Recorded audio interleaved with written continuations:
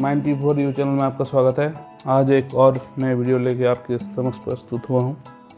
आज हम लोग वाइंडिंग चैप्टर के 82 नंबर रेगुलेशन मल्टी डेक्स से अपना वीडियो स्टार्ट करेंगे। Where a cage has 2 or more decks which are used simultaneously.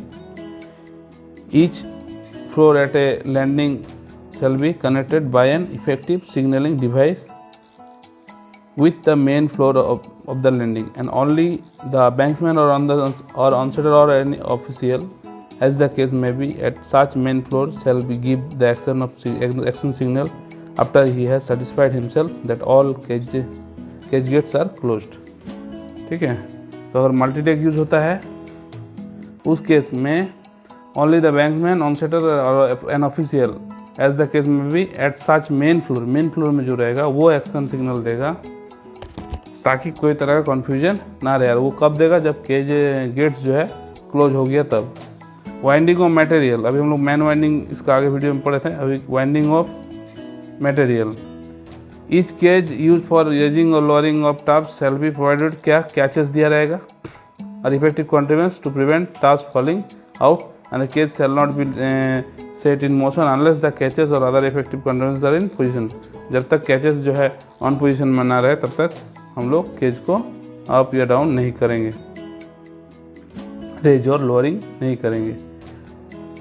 Before long timber और पाइप, जब हम लोग रेल वगैरह जब मैंने माइंस में हम लोग नीचे यूज़ करने वाले लंबे लंबे पाइप्स, ठीक है, और रेल्स या लॉन्ग टिम्बर्स जो कि मोर देन 3 मीटर है, इस टाइप का जब हम लोग टिम्बर ले जाते हैं, ये सब जब ले जाते हैं तो जो क्या करना है उसमें द टॉप का जो केज का जो टॉप में कवर रहता है, केज का ऊपर में ऐसा टॉप कवर में एक प्लेट टाइप का रहता है, उसको हटा देना है। ठीक है, तो before long timber pipe rails other materials projecting over the top of the cage और other means of convenience are lowered raise projecting ends shall be sequentially fastened to the rope का साथ जो है उसको सिक्वेंटली फेसेंट किया रहेगा।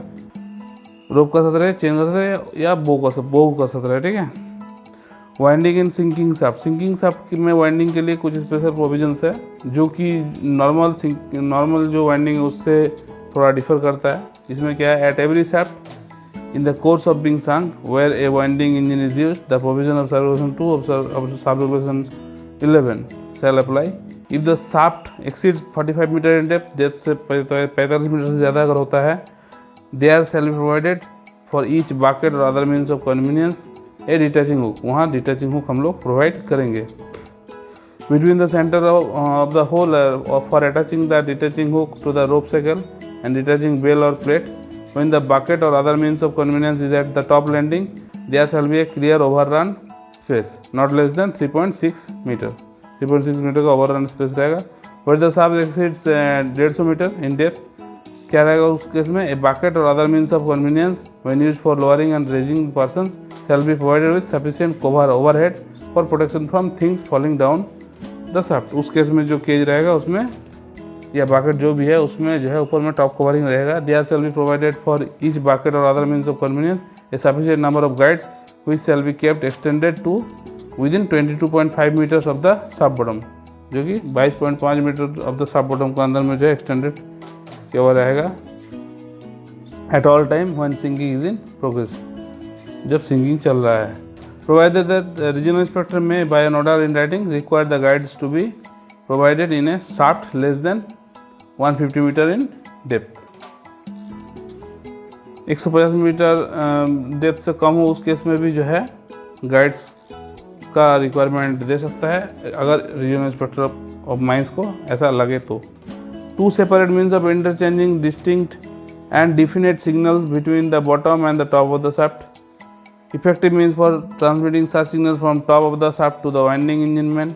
Signaling appliances shall be examined by a competent person once at least in every 24 hours. ठीक है, following code of signals shall be used in case of sinking shaft. 1 rep stop when engine in motion, 1 rep take up slack when engine at rest, 1 rep raise slowly, 2 reps lower, 3 reps take up slack when men are riding. इसके अलावा जो है where the shaft exceeds 45 metre in depth the person working at the bottom of the shaft shall also be protected by adequate protective covering extending over the whole area of the shaft, which shall be provided with a door for the passage of the bucket or other means of convenience, to be kept lowered to within 22.5 meters of the bottom of the shaft at all times when sinking is in progress. Not more than such number of persons may be authorized by the manager shall be allowed to ride it in the bucket.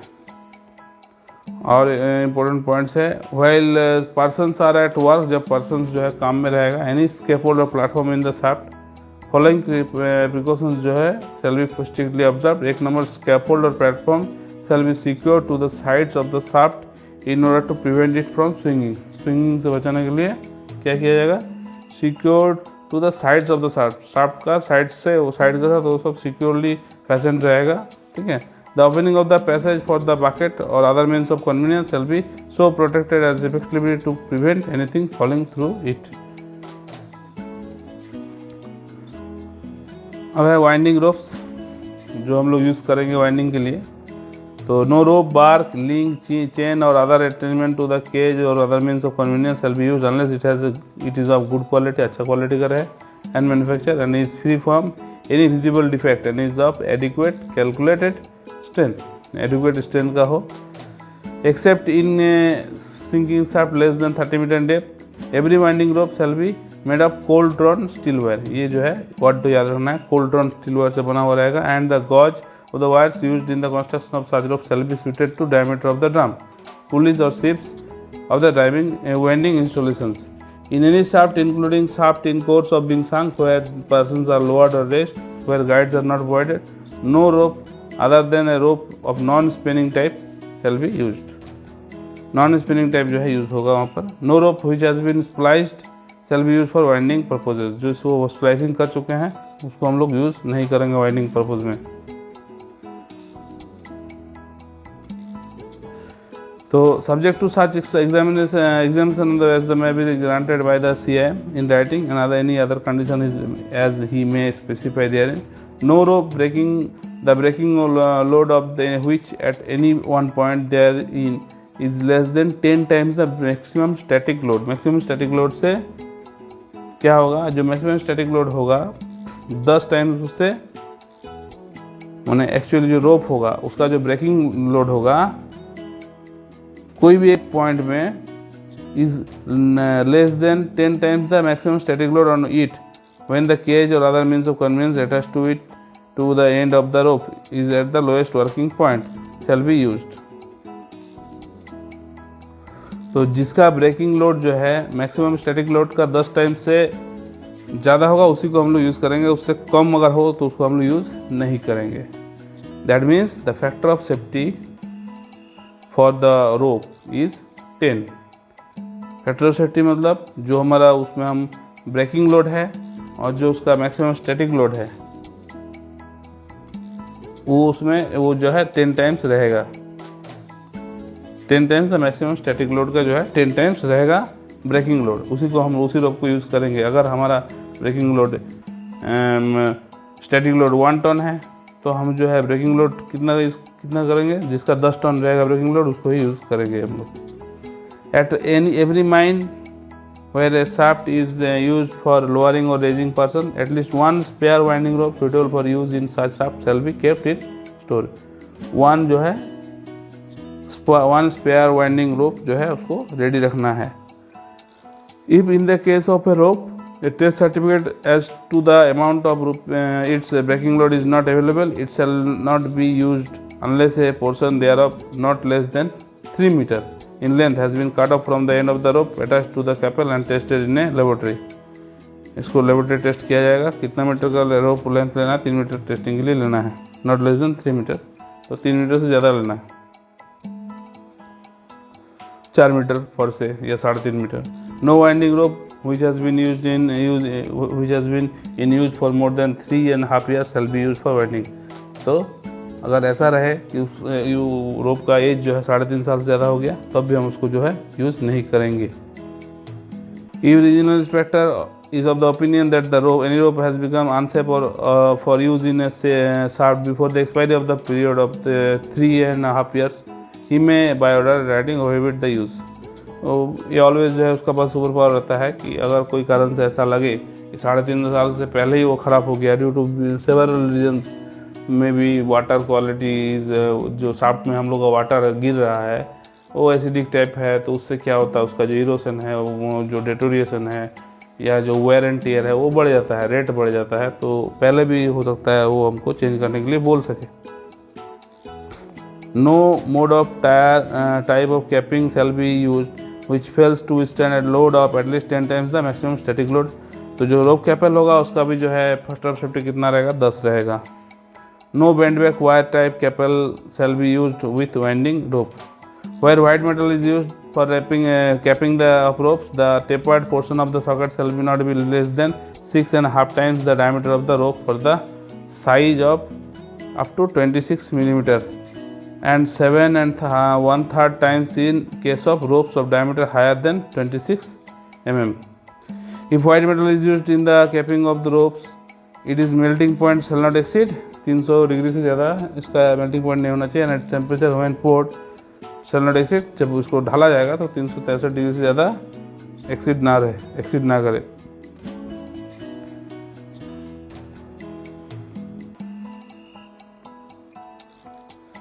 अच्छा, जो socket shall be heated to a temperature about 100 degree Celsius before the white metal is poured. जो हम लोग 363 degree से ज़्यादा नहीं होगा वो जो वाइट मेटल है उसको जब ढालेंगे तो वो अगर ये जो सॉकेट है वो नॉर्मल टेम्परेचर रहे तो उससे दिक्कत हो सकता है, मतलब वो जो कॉम्पैक्शन बनेगा वो अच्छा नहीं बनेगा, इसलिए इसको 100 डिग्री में जो है हीट करना है सॉकेट को, उसके बाद वाइट मेटल को पोर करना है उसमें।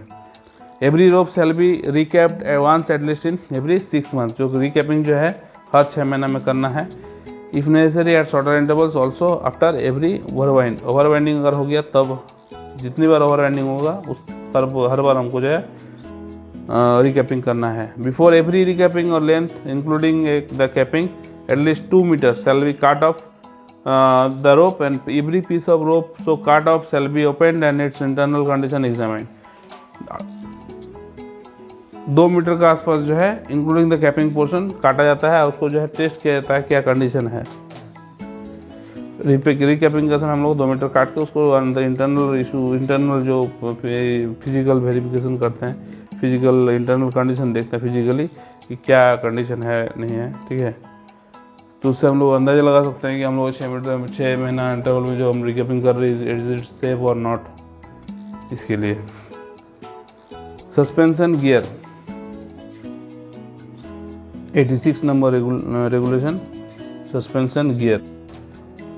All parts of the suspension gear shall be of type approved by the CIM। All parts of suspension gear in regular use shall unless otherwise permitted by the CIM be renewed after a period of service not more than 6 years।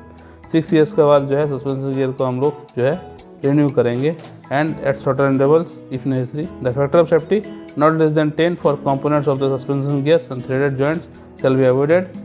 जो suspension gear का FOS होगा, factor of safety होगा 10 होगा, और जो threaded joint है उसको हम लोग अवॉइड करेंगे। Provide that wherever it is not practicable to avoid a threaded joint, a factor of safety not less than 15 shall be ensured। अगर थ्रेड जॉइंट हम दे रहे हैं तो उस केस में सस्पेंशन गियर का जो फैक्टर ऑफ सेफ्टी है बढ़ जाता है, 15 हो जाता है।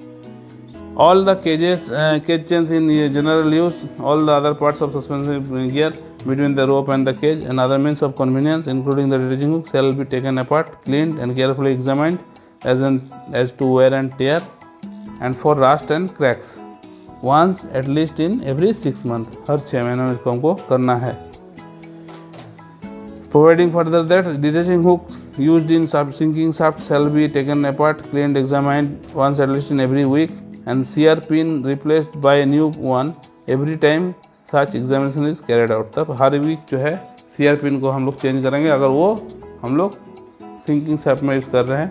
Every detaching bell or plates used in connection with a safety hook shall be examined and the opening therein checked by calipers or gauge once at least in every 30 days। Non-destructive testing shall also be adopted for testing of vital components of machinery such as drum shaft, brake, tie rods, suspension gears at regular intervals and any harmful crack or flaw detected as a result of such tests shall be immediately reported to the regional inspector. The use of such machinery or its components shall be discontinued forthwith. तो मिलते हैं next video में।